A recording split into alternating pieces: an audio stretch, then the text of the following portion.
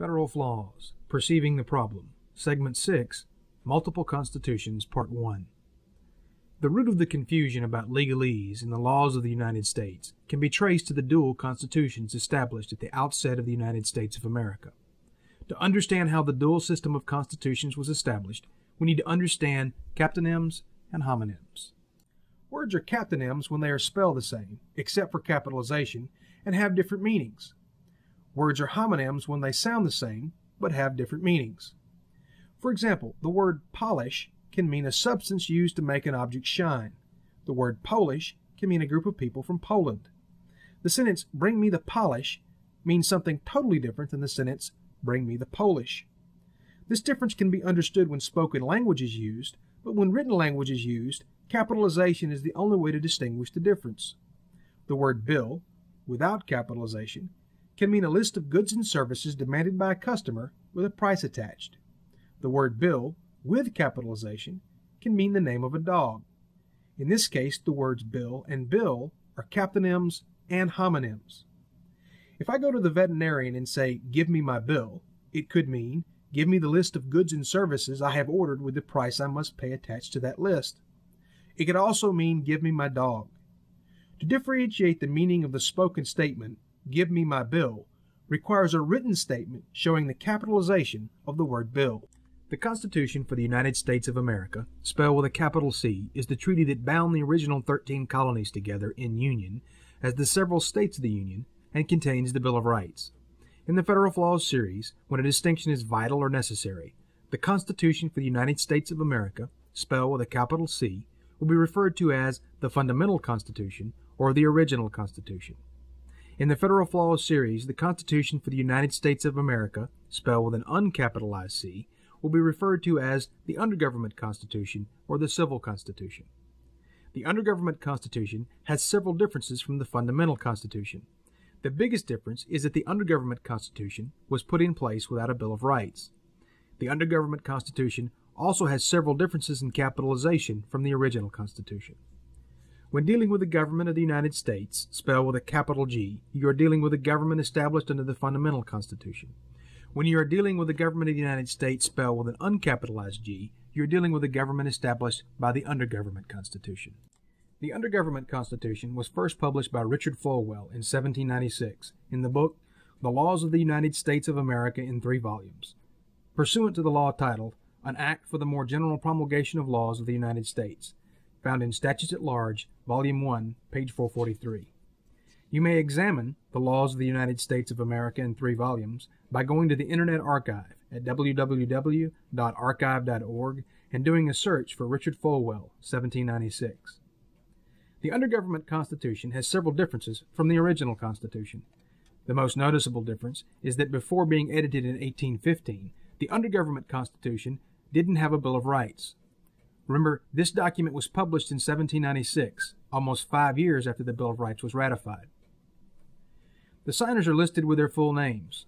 For example, George Washington signed the original Constitution as G.O. Washington, with the G and W capitalized. The Undergovernment Constitution has the full name of George Washington with all of the letters in uppercase. The most prominent style difference was the use of the medial S.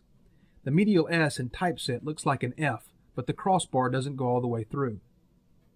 The medial S, also called the long S or German S, was a style of the time.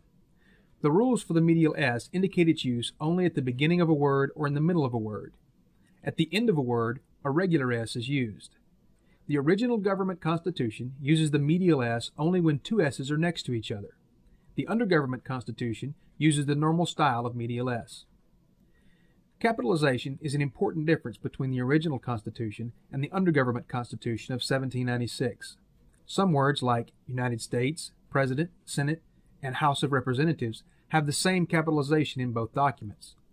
The names of offices in both the original government and the Undergovernment are the same. This is like each one of the several states of the Union having an office of governor. Because it's 2 separate governments, you understand it's 2 separate offices. Some words have different capitalization between the original Constitution and the Undergovernment Constitution. Some examples are state, law, and act. Because the original Constitution is supreme over the Undergovernment Constitution, acts of Congress, spelled with an uncapitalized A, affect the undergovernment. But acts of Congress, spelled with a capitalized A, can affect either. Since the officers of both governments are spelled identically, the only way to tell which government is being affected is by looking at the subject matter. When an act talks about the Secretary of the Navy, and the subject matter is Navy, spelled with a capitalized N, the Navy of the original government is under discussion. When an act talks about the Secretary of the Navy, and the subject matter is Navy, spelled with an uncapitalized N, the Navy of the undergovernment is under discussion. In the original Constitution, Congress is given the power to make naval regulations. In the undergovernment Constitution, Congress is given the power to make naval regulations. So the word naval, when spelled with an uncapitalized N, originally should be assumed to apply to the original Constitution's Navy. This changes in 1815. But of course, the most important difference between the original Constitution and the undergovernment Constitution is the word Constitution. In the undergovernment Constitution, the word Constitution appears in all uppercase letters. Do not confuse capitalization with case. This word is spelled with all uppercase letters, but is uncapitalized. This word is spelled with all uppercase letters, but is capitalized. So for the purposes of capitalization, these words are the same. Here is the image of the printed undergovernment Constitution as published in 1796. The word Constitution is in uppercase letters, but uncapitalized. Notice the medial S in the words Congress, Legislature, Domestic, and Shall. Pursuant to an act for the more general promulgation of laws of the United States, found in Statutes at Large, Volume 1, page 443, we find in order to publish a complete edition of the laws of the United States, comprising the Constitution for the United States, the public acts then in force, and the treaties. The lack of the Bill of Rights, the changes in capitalization, the full names of the signers, and the word regulation all confirm that this act intended to publish a document different from the original Constitution for the United States of America. So where did the undergovernment Constitution come from?